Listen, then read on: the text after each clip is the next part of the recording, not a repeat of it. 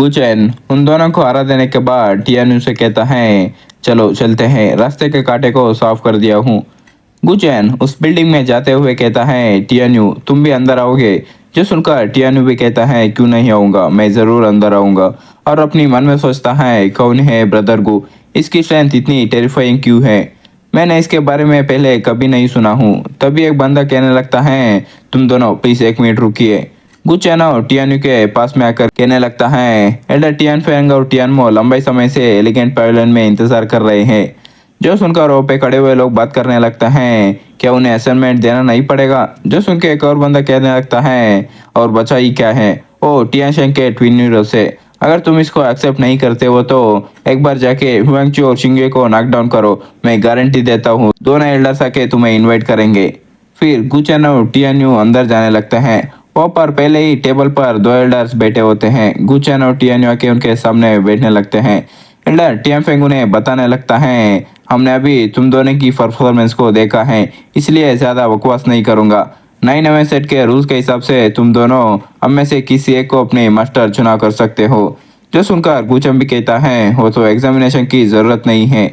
गुचैन की बात सुनने के बाद टियानफेंग बताने लगता है, एग्जाम उन लोगों के लिए है जिनकी टैलेंट कम है, तुम तो हुआंगचू और शिंगे को हरा चुके हो, तुम्हें इसकी जरूरत नहीं है। गुसनटांग मैं देख सकता हूँ तुम्हारा स्ट्रेंथ इंप्रेसिव है, मुझे नहीं पता है कि तुम मुझे अपनी मास्टर मानने की तैयार हो कि नहीं।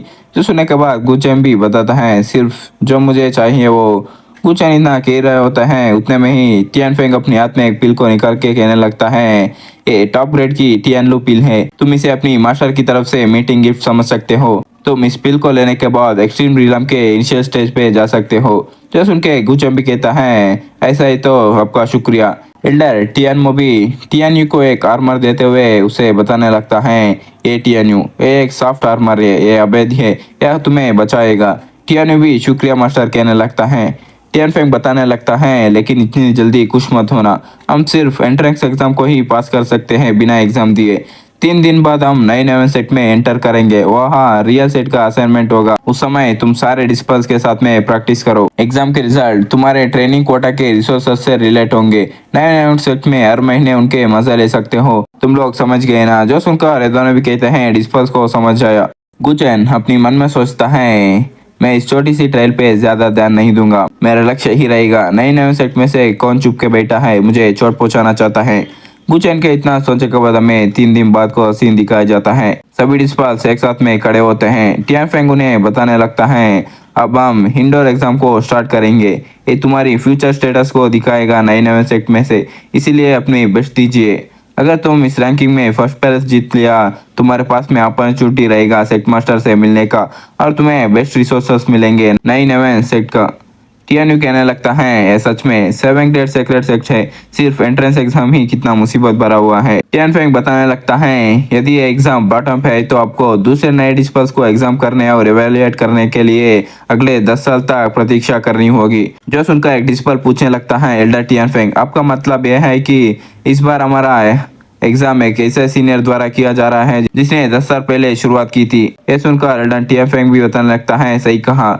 जो सुनने के बाद सभी डिस्पल्स बात करने लगते हैं, सेट में एंटर करना ही एक बड़ी बात होती है, और वो नए नए सेट से 10 साल से प्रैक्टिस कर रहा है, यह सच में न्यू कमर्स का बुली करने जैसा हुआ। मेरा रैंक नीचे ही रहेगा, मुझे कोई अच्छे ट्रेनिंग रिसोर्सेस नहीं मिल पाएंगे। गुचैन अपनी मन में सोचता है, मैं भी देखना चाहता हूँ, क्या नए नए सेट इंडियन गेवेनली बुक से भी ज्यादा शक्तिशाली चीज सामने ला सकती है। बाद में एल्डर टियानफेंग वो पर एक पोर्टल खोलने लगता है और कहता है, ठीक है, अब तुम लोग इस ट्रांजिशन एरे में एंटर कर सकते हो। जो भी सीनियर ब्रदर के अटैक को अवॉइड करके इस ट्रांजिशन में दिख रहे जंगल को पार करता है उसे विक्ट्री माना जाएगा। यहाँ कोई लिमिट नहीं है, बस एक ही रूल है, फाइट ज़्यादा खतरनाक होनी नहीं चाहिए। जो सुनकर सभी डिस्पल एस बोलने लगते हैं। फिर पोर्टल में जाते हुए कहता है, मैं पहले जाऊँगा, मैं पहले जाऊँगा। गुचैन को भी दिखाया जाता है, वो भी उस पोर्टल के अंदर जा रहा होता है। टियान्यू भी गुचैन के बगल में आके कहने लगता है, ब्रदर गु मेरे लिए वेट कीजिए, हम दोनों साथ में चलेंगे, मैं वादा करूंगा आपको ज्यादा परेशानी नहीं उठानी पड़ेगी। इतना बोलने के बाद वो दोनों साथ में ही जंगल के अंदर आ जाते हैं। गुचैन भी वही पास में एक पेड़ को टच करते हुए चेक करने लगता है और अपनी मन में सोचता है, यहाँ से 5 किलोमीटर दूर 4 लोग लड़ रहे हैं और 3 लोग चुप के बैठे हैं पीछे से अटैक करने के लिए। जो देखने के बाद गुचैन टियान्यू से कहता है, चलो आगे चलते हैं। टियानी भी ओके बोल के गुचन के पीछे जाने लगता है और टियान्यू गुचन से कहने लगता है, वाओ ब्रदर गु, तुम सच में समझदार हो। जब भी तुम रास्ता चूज करते हो वहाँ पर कोई नहीं होता है। क्या ऐसा हो सकता है तुमने एवेंलाइज को ओपन कर लिया हो? टियान्यू के इतना कहने के बाद हमें दिखाया जाता है दो लोग पेड़ के ऊपर बैठ के इनको देख रहे होते हैं। ये और कोई नहीं शिंगे और यांगचू होते हैं। शिंगे कहने लगती है, ब्रदर अपने अच्छा प्लान बनाए हैं, जब तक हम इन दोनों के पीछे जाएंगे अगर कोई खतरा होगा तो पहले इन्हें ही निपटना होगा। जो सुन के हुयांगचू कहता है, ध्यान से, उन्हें हमारे बारे में पता नहीं लगनी चाहिए। इनका इतना हो जाने के बाद हमें 9/11 सेट के सही डाल को दिखाया जाता है। वो पर सारे एल्डर्स बैठ के डिस्पर्स की ट्रायल्स को देख रहे होते हैं। गुचन और टियान्यू को देखने के बाद एक एल्डर कहने लगता है, कौन है ये दोनों डिस्पर्स? ये पहले ही पता लगा पा रहे हैं कोई चुप के हमला करने के लिए बैठा है। जो सुन के एक और एल्डर ताली बजाते हुए कहने लगता है, इंटरेस्टिंग इंटरेस्टिंग। ऐसा ही हालतों से निपटने के लिए हमने स्पेशली फॉर्मेशन को बनाए हैं जंगल में, लेकिन ये मेरी पहली बार है ऐसे बंदे का सामना हुआ है जिसके ऊपर कोई फॉर्मेशन की रिस्ट्रिक्शंस काम ही नहीं आ रहे हैं।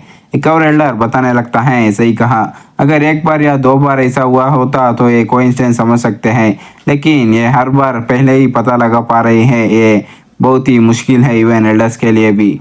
टियानमो बताने लगता है, उनकी स्ट्रेंथ हुयांगचू और शिंगिया से भी ज्यादा है।